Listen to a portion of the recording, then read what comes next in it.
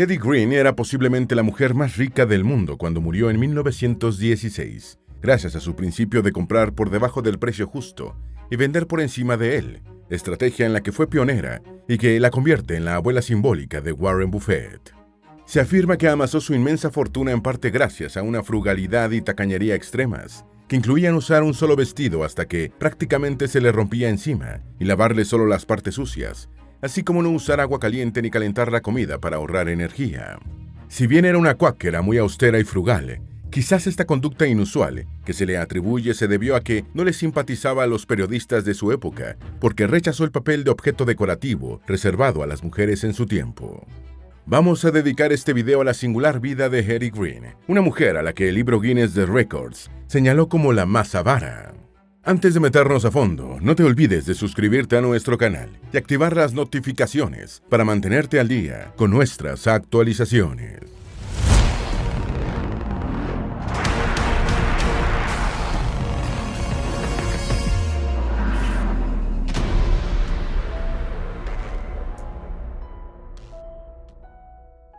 Número 1. Su familia era la más rica de la ciudad más rica de América del Norte.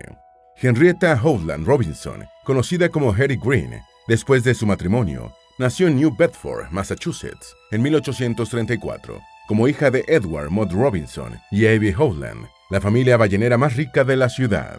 En ese tiempo, New Bedford, la todavía llamada Ciudad Ballenera, era uno de los centros balleneros más grandes del mundo y tenía el ingreso per cápita más alto de América del Norte. La familia de Hetty eran cuáqueros que poseían una gran flota de barcos balleneros y además hacían tratos comerciales con China. Cuando tenía 2 años, Hetty fue enviada a vivir con su tía materna Sylvia y su abuelo Gideon Howland. Número 2. Mientras las niñas de su edad jugaban con muñecas, ella leía documentos comerciales. Siendo niña, Hetty se interesó por entender los informes comerciales de su abuelo y las cotizaciones de las acciones, así como en aprender los métodos para hacer negocios de Gideon Howland. A los 10 años ingresó al internado de Eliza Gwynn en Sandwich, Massachusetts. Tras la muerte de Gideon Howland, Edward Mott Robinson se convirtió en jefe de la empresa ballenera Isaac Howland, y su hija Hetty se involucró en el negocio, aplicando las prácticas comerciales de su padre y de su abuelo. Debido a que su madre era de tendencia enfermiza y pasaba casi todo el tiempo en casa, Hetty fue más influenciada por su padre y su abuelo, y ya desde los 6 años, mientras las demás niñas jugaban con muñecas, ella estaba leyendo documentos financieros. Número 3. Acompañaba a su padre en sus reuniones de negocios y con los corredores de bolsa. A los 13 años, el dominio de las prácticas contables por parte de Hetty era tal que se convirtió en la tenedora de libros de los negocios familiares. Pero no se conformaba con quedarse en la oficina haciendo los asientos contables en el debe y el haber, sino que comerciaba con mercancías y acompañaba a su padre en sus visitas a los almacenes, los comerciantes relacionados y los corredores de bolsa. Por la noche leía las noticias en voz alta para que su padre escuchara, lo que constituyó otra fuente de aprendizaje en su precoz formación como inversionista y financiera. Hacia el final de su adolescencia, Hetty asistió a varias academias y escuelas de finalización, mientras ayudaba a su padre a gestionar los negocios familiares. Número 4. Rompió con el rol destinado a las mujeres ricas de su tiempo. Desde joven, Hetty Robinson se negó a plegarse a los convencionalismos sociales de mediados del siglo XIX, en el que el rol de las mujeres ricas era parir herederos y disfrutar de la riqueza creada por los hombres de la familia. Nunca se preocupó por su apariencia personal, usaba la ropa hasta que ya no le servía o no daba para más, y despreciaba los acicalamientos diarios que se hacían las demás chicas. Este comportamiento inusual en su tiempo entre las mujeres de familias acaudaladas frustraba a su madre y a su tía, que temía lo que podría deparar el futuro a una rica heredera que se sentía más a gusto entre los estibadores de los muelles de New Bedford, controlando la carga y descarga de mercancías, que en reuniones sociales con la gente de su clase. Número 5. Presionada por su familia, se trasladó a Nueva York en busca de un esposo que no deseaba. Cuando cumplió 20 años, Hetty empezó a ser presionada por su tía Sylvia para que encontrara un hombre apropiado para casarse. A pesar de que New Bedford nadaba en la abundancia como un próspero centro ballenero, quizá no brillaba por el exceso de buenos partidos, además de que el matrimonio de Hetty tendría que ser con alguien más pobre, ya que su familia era la más rica de la ciudad. A regañadientes, Hetty se trasladó a Nueva York a vivir a la familia de Henry Grinnell, un primo de su madre. En la Gran Manzana se mezcló con la alta sociedad y asistió a algunos bailes lujosos, pero sin mostrar demasiado interés por encontrar marido.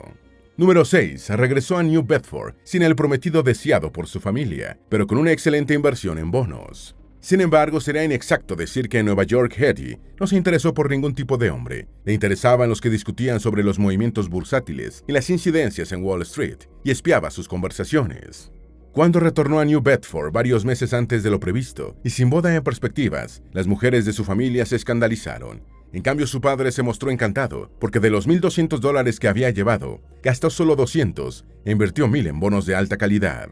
A los pocos años del regreso de Hetty a New Bedford, fue su padre el que se mudó a Nueva York, tras abandonar el negocio de la caza de ballenas.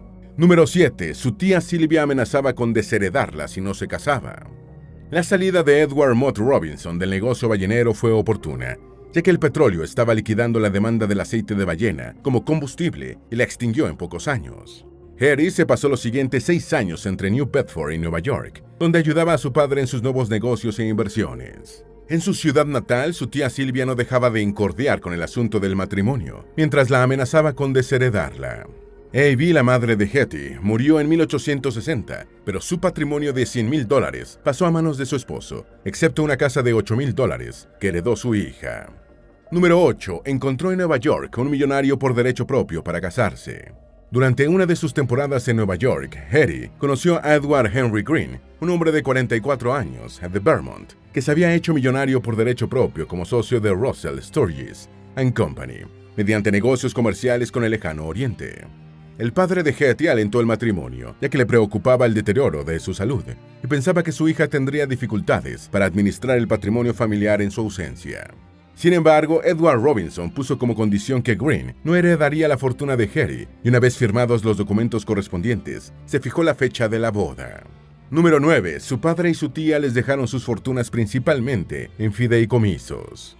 En mayo de 1865, Hetty Robinson y Edward Green anunciaron su compromiso, pero poco después fallecieron Edward Robinson y la tía Sylvia.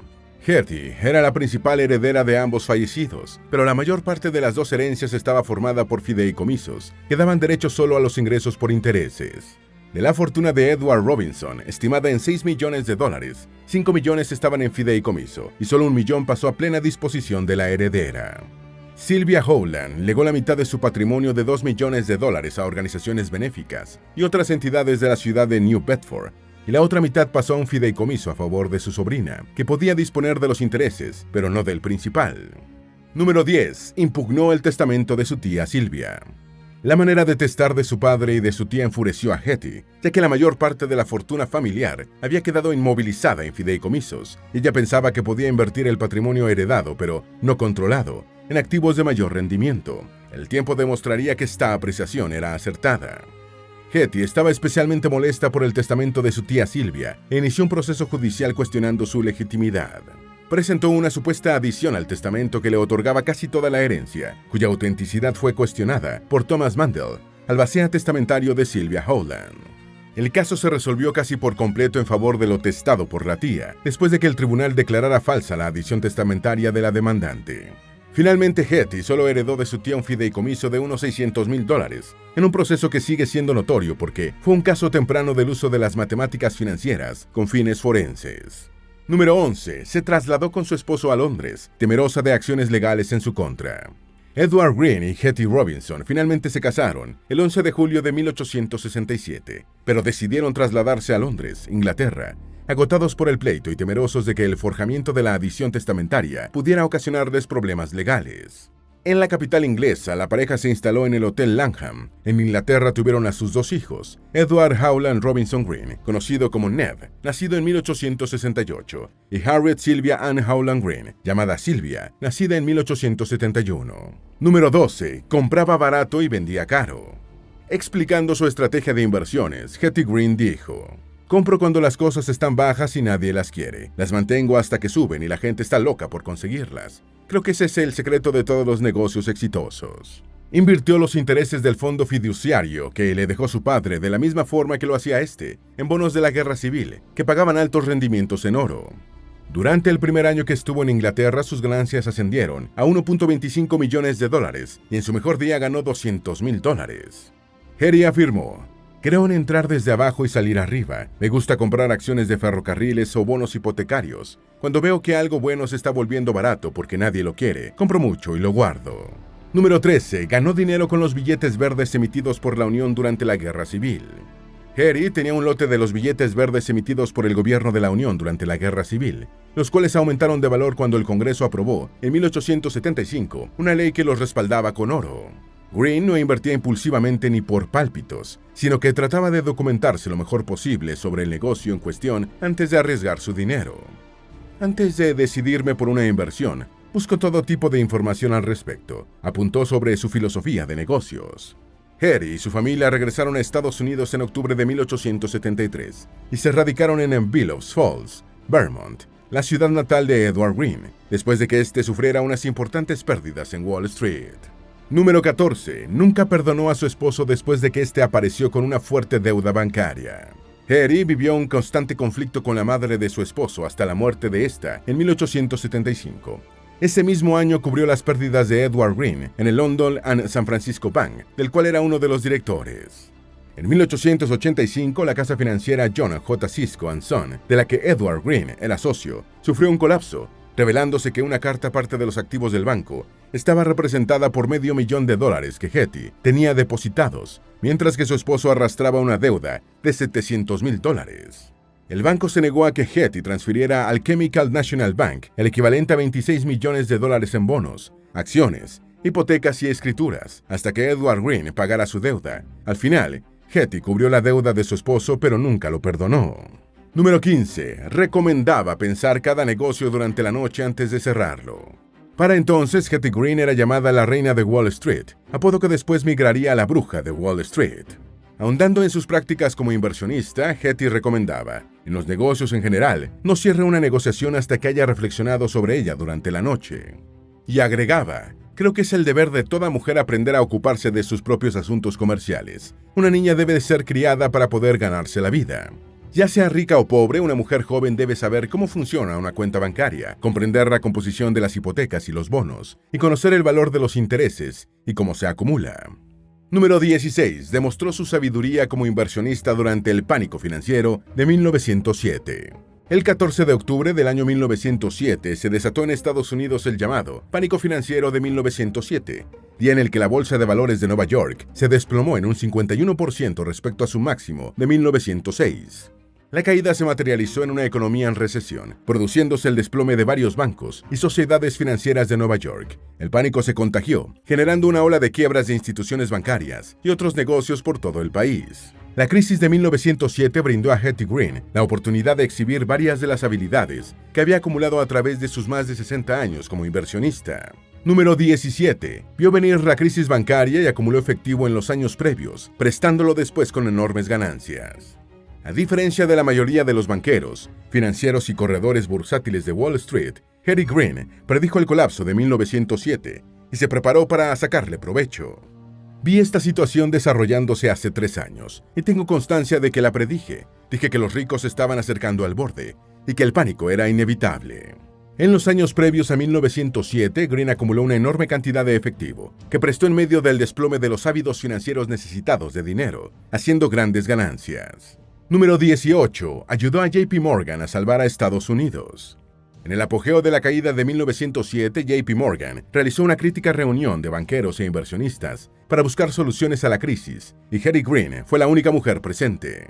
En medio de la crisis de 1907, el gobierno de Nueva York acudió a Harry Green en busca de dinero para mantener la ciudad a flote, y la reina de Wall Street extendió un cheque de $1.1 millón, recibiendo bonos de corto plazo como pago.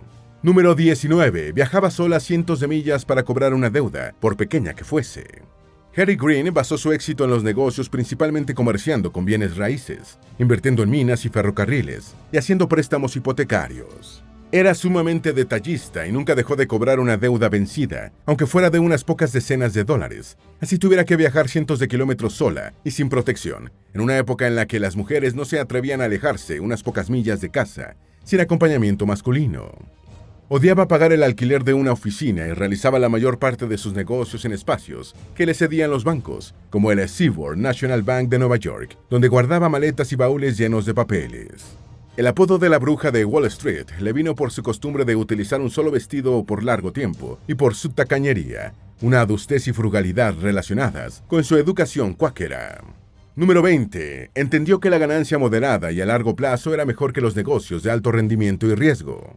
A pesar de sus excentricidades y extremos en el uso del dinero, sus hábitos de consumo, Hetty Green fue en muchos sentidos una mejor inversionista que la mayoría de los tigres de Wall Street de su tiempo. Según señala Ken Fisher en su libro de 2007, 100 Minds That Made the Market, o 100 mentes que hicieron el mercado, Hetty Green entendió perfectamente el poder del interés compuesto. Comprendió que era más conveniente un enfoque de ganancias moderadas, regulares y seguras del 6% al año, que una tasa de retorno más alta pero también más volátil o riesgosa. Esto y su vida frugal hicieron su fortuna más duradera que la de Jesse Livermore, el especulador de bolsa considerado el pionero del day trading o negociación diaria, que ganó repetidamente grandes sumas, pero cayó en bancarrota por sus inversiones de alto riesgo y su exceso de gastos. Número 21. Se afirma que no usaba agua caliente ni en invierno. El principio de ahorro total de Hetty Green se hizo legendario en una época, como la Edad Dorada, conocida por sus excesos. Hetty estuvo entre los pocos inversores que optaron por no participar en el derroche, y en parte por ello fue malinterpretada y escarnecida como la mayor tacaña de la historia estadounidense. Los periódicos de su tiempo a menudo presentaban una conducta frugal, eso sí bastante extrema, como un sinónimo de avaricia, ignorando el hecho de que tal comportamiento era una virtud que desempeñaba un papel en su estrategia de invertir con moderación. Las informaciones de los medios incluían que odiaba encender la calefacción y que nunca usaba agua caliente. Número 22. Se dice que su lavandera lavaba solo las partes que más se ensuciaban de su vestido para ahorrar jabón. La figura de Hetty Green se hizo célebre con su vestido negro, que algunos observaban con discreción para comprobar que era el mismo que llevaba años vistiendo. Usaba una vestimenta hasta que estaba casi en harapos, y según informes, su lavandera tenía instrucciones de lavar solo los dobladillos y las partes que más se ensuciaban para ahorrar jabón. Sin embargo, la acusación más grave en su contra fue que supuestamente descuidó por tacañería el tratamiento de una pierna lesionada de su hijo, que terminó en amputación. Esta versión parece ser desmentida con pruebas documentales que señalan que realizó numerosos gastos, incluyendo visitas a varios especialistas, para tratar de salvar la pierna de su hijo Edward Jr. Número 23. Su padre fumaba cigarros de 4 centavos y rechazaba otros más caros que le ofrecían, lo que constituyó una enseñanza para ella. La actitud personal de Hetty Green frente al ahorro difería notablemente de la de la mayor parte del público, y existen evidencias de que su inusual frugalidad se la transmitieron su padre y su abuelo, también inversionistas exitosos. Hetty justificaba su conducta ahorrativa contando una anécdota de su padre, cuando éste rechazó un cigarro que le ofrecieron, más costoso que los que fumaba. Edward Robinson explicó su decisión diciendo: «Fumo cigarros de 4 centavos y me gustan. Si tuviera que fumar mejores, podría perder el gusto por los baratos que ahora encuentro bastante satisfactorios». Número 24. ¿Fue la Warren Buffett de su tiempo? La inversión de valor es una estrategia de negocios basada en el principio de comprar activos cuando caen por debajo de su valor justo de mercado, vendiéndolos cuando superan dicho valor. El asunto es que no existe ninguna fórmula matemática para establecer ese valor justo de mercado, y este debe ser un cálculo producto del análisis y el talento del inversionista. Warren Buffett simboliza al inversionista en valor de la actualidad, pero se afirma que Hetty Green fue la pionera en la aplicación de esta estrategia. Número 25. Se sentía satisfecha con su frugalidad cuáquera. El ahorro de Hetty también fue producto de su cultura cuáquera. En una ocasión, un reportero le preguntó por qué su visita a un lujoso hotel había sido tan corta, y ella respondió: «Joven, soy cuáquera y trato de estar a la altura de los principios de esa fe. Por eso me visto llanamente y vivo tranquilamente. Ninguna otra clase de vida me agradaría». Esta conducta resultó esencial para su estrategia como inversionista, ya que le permitió comprar activos ventajosamente en medio del pánico, a sabiendas de que viviría gastando el mínimo. Número 26. Decía que le gustaba seguir su propio camino. Los medios trataron negativamente y a veces despiadadamente a Hetty Green. Sin embargo, su estrategia de inversiones evitó las prácticas que solían emplear los especuladores de Wall Street de su tiempo. En una ocasión, comentando sobre su mala prensa, dijo: «Resultó que mi vida está escrita en Wall Street por personas a las que, supongo, no les importa saber ni un ápice de la verdadera Hetty Green. Sigo mi propio camino, no tomo socios, no arriesgo la fortuna de nadie más». Número 27. Se afirma que fue una filántropa discreta. Entre los pocos puntos en favor de Hetty Green está su reputación de haber sido una eficaz enfermera, siempre dispuesta a ayudar a sus vecinos en algún trance y ahorrarles gastos. Sus gustos poéticos estaban en sintonía con su actitud ahorrativa, Mi Sinfonía, un poema de William Henry Channing, que era su favorito, comienza así: vivir contento con medios pequeños. A pesar de ser señalada como avara y tacaña, se afirma que practicó una filantropía casi secreta. Sobre esto dijo: creo en la caridad discreta. Número 28. Su hija Silvia se casó con un miembro de la familia Astor. Su hija Silvia la acompañó hasta que se casó con Matthew Astor Wilkes, después de que Hetty rechazó a todos los pretendientes anteriores que se presentaron, sospechando que solo iban detrás del dinero. A pesar de que Astor era miembro de una de las familias más ricas y prominentes de Estados Unidos y de que se casaba siendo dueño de un patrimonio personal de $2 millones, tuvo que firmar un acuerdo prematrimonial renunciando a heredar la fortuna de su futura esposa. Número 29. Se mudaba a menudo a apartamentos alquilados para no tener que pagar los impuestos a la propiedad. Hetty Green vivió sus últimos meses en compañía de su hijo, Edward Ned Green, quien siendo joven se había alejado de la familia para administrar los activos familiares en Chicago y después en Texas. Durante el tiempo en que vivió sola, Hetty se mudó repetidamente a pequeños apartamentos, primero en Brooklyn Heights y después en Hoboken, Nueva Jersey, principalmente para evitar el impuesto inmobiliario de Nueva York, a pesar de que era la mayor prestamista de la ciudad. Se especula que prefería comer fría su frugal comida de huevos, avena y cebolla para no inflar la factura del combustible. Número 30. Murió de un accidente cerebrovascular que le sobrevino después de una discusión. En su vejez, Hetty Green sufrió de una hernia, pero se negó a operarse, prefiriendo usar un palo para presionar la hinchazón y mitigar el dolor. Vivía con el temor a ser envenenada y mudó su oficina del Chemical Bank al National Park Bank, cuando pensó que había sido objeto de un intento de envenenamiento en el primero. Murió de una apoplejía el 3 de julio de 1916, a los 81 años, en casa de su hijo Ned. Se dice que el accidente cerebrovascular le sobrevino después de discutir con la criada sobre las virtudes de la novedosa leche descremada. Número 31. Posiblemente era la mujer más rica del mundo al momento de su muerte. Cuando murió, la llamada reina de Wall Street y maga de las finanzas era tenida como la mujer más rica de Estados Unidos.